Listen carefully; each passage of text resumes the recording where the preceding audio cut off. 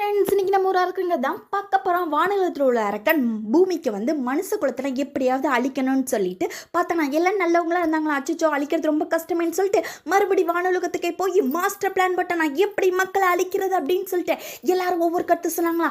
நான் தான் பேராசை, நான் பூமிக்கு போய் அவங்களுள்ள மக்கள் மனசில் பூந்து அவங்கள கேட்டவங்களாக்கி அழிச்சிடறேன்னு இந்த மாதிரி ஒவ்வொருத்தரும் சொன்னாங்களா. ஆனால் யார் சொன்னதான் அந்த அரக்கனுக்கு சாட்டிஸ்ஃபை ஆகலையா.